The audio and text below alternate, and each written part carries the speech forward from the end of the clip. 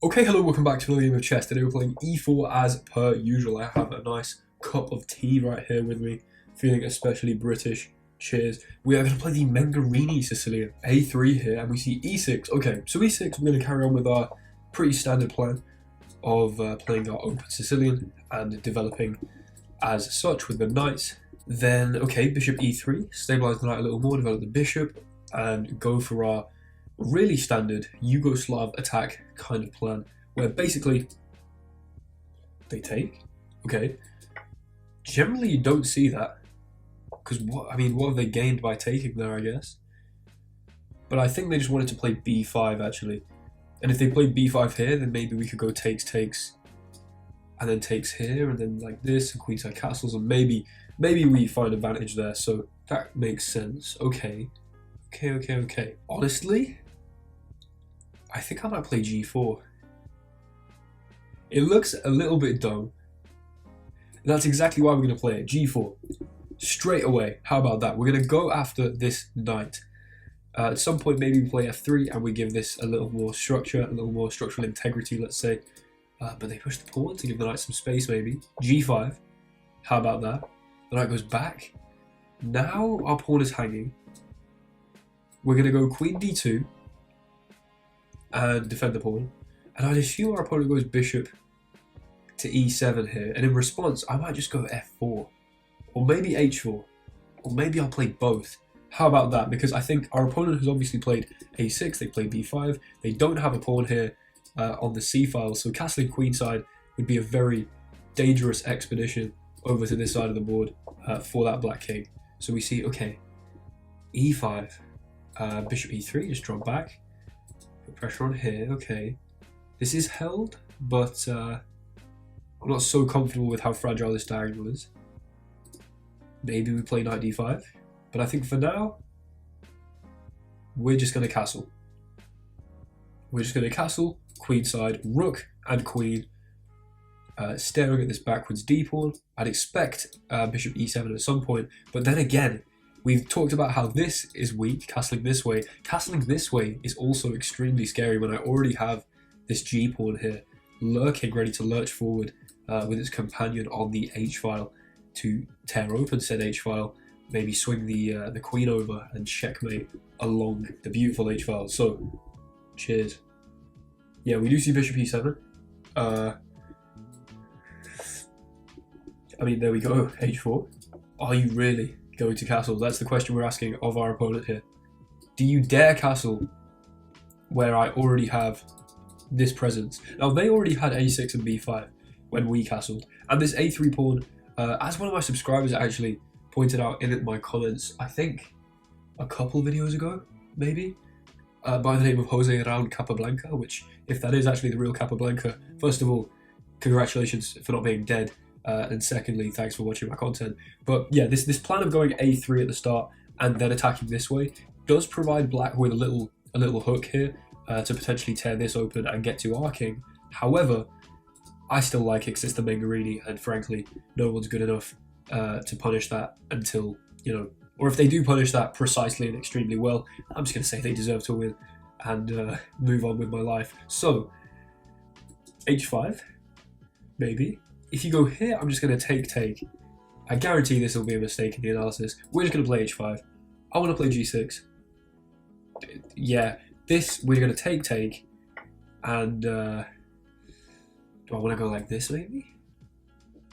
Or this? I really like g6. I do really like g6.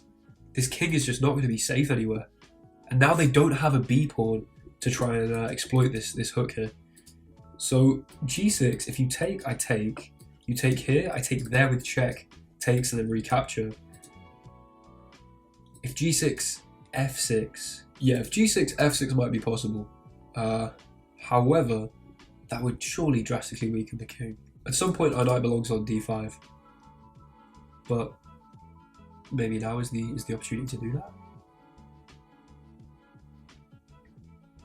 I don't know, g6, f6, what's my follow-up? Do I take? Rook takes and swing the rook to the g file maybe? Okay, we're going to go g6. I think we want to crash this open next to the king. If they don't play f6, then we can take here. and force this king out into the open. Maybe playing f4, takes, opening the f file and getting out the king. Again, knight d5 is forever going to be a lovely looking move where there are no pawns on d5. This is a hole in our opponent's position. Wow, not f6 but f5. And if I take, I lose a rook here. Wow. Should we sacrifice a rook?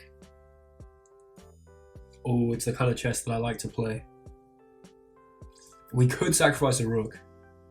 Oh, wait, our bishop might be getting trapped here. If we go like... Okay, we can play f3, and if you go here, we can drop back. Or we go here. You take? Maybe I take? Queen takes, queen takes, queen takes, rook takes. They've got doubled isolated pawns. We're probably better in that endgame, actually. You know what, guys? Knight d5. Oh, can they just take and then play f4?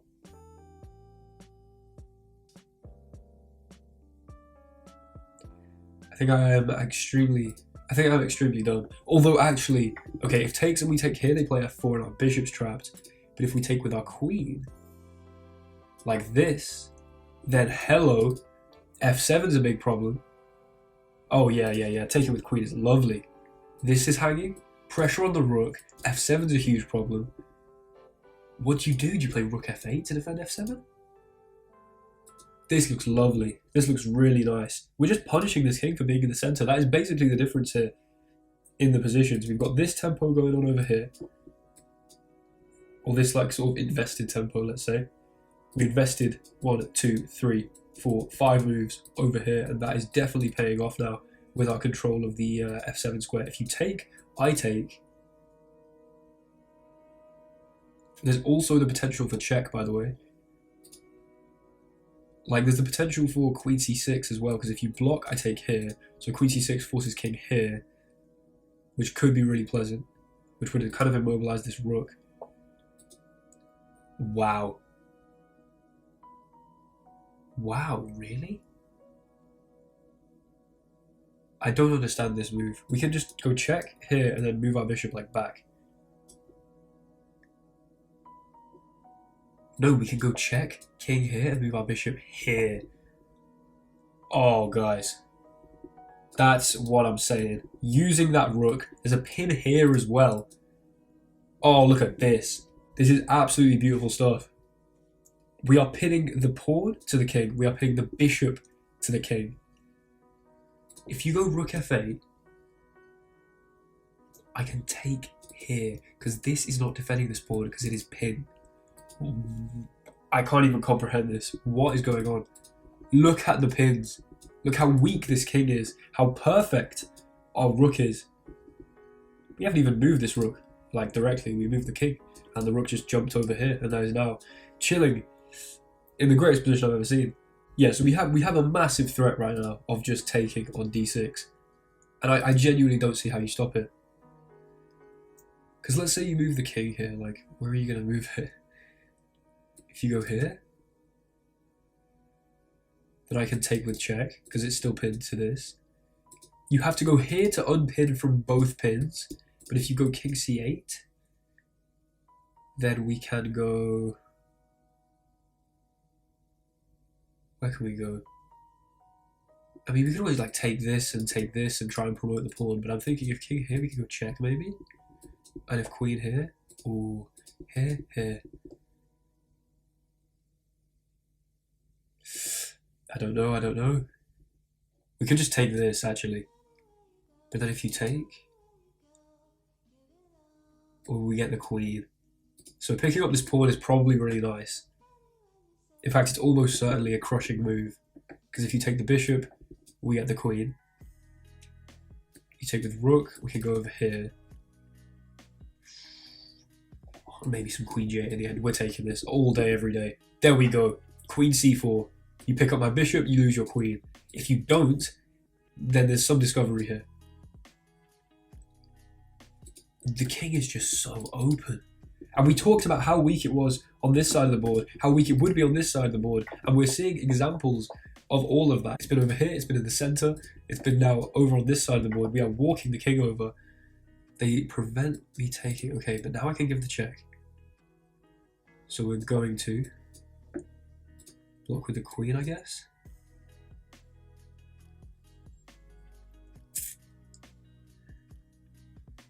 Then what do we do?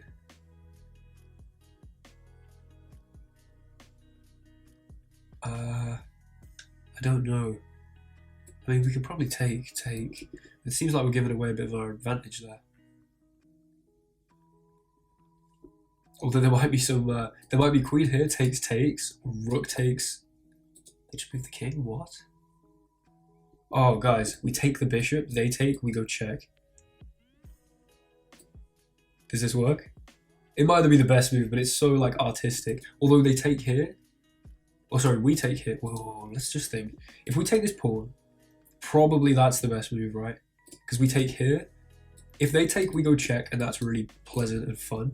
But if here, and they take our bishop, I guess we could still take here. And if here they take like this, then we could trade and go here, and we win a pawn. I'll be honest though, guys. I think we just force everything off, and walk very easily into the completely winning rook endgame, where we're up 2 pawns. Oh. But we can take with rook. Awesome. Okay. I was thinking they might be able to win a pawn back. But all their pawns are so horrible. I could take, and then take here. Or I take here. If they take this, then I get to take this first and then pick up the queen. Does this work? Pawn takes. If queen takes, we go check. King comes up. I take the queen. Yeah. Pawn takes. Rook takes rook. We go check here and then take back. I think this is the move. There we go. I'm sure there would have been many good moves there, but I don't want to give up our opportunity to just easily trade the queens off. But of course, if they take, yeah, we have to take this first, then take the rook. And rook h7 is probably just going to almost end the game, honestly. We just have 2 extra pawns here. And our opponent's king is not looking good. We go rook h7, they go rook here, maybe.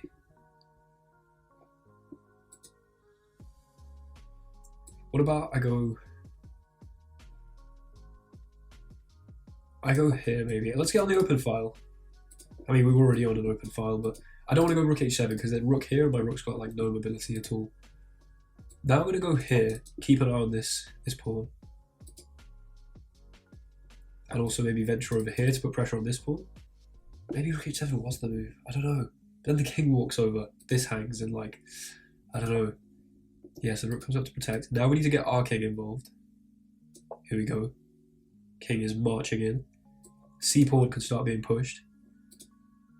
And the second you go over here, we go check. Here. Whoa.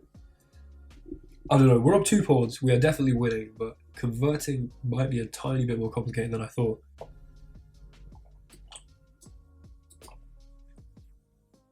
Okay.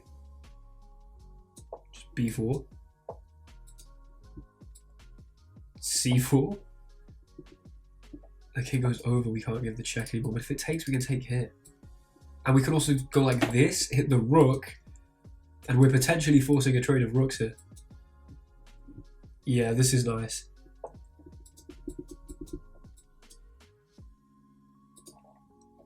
I think we just move the king up.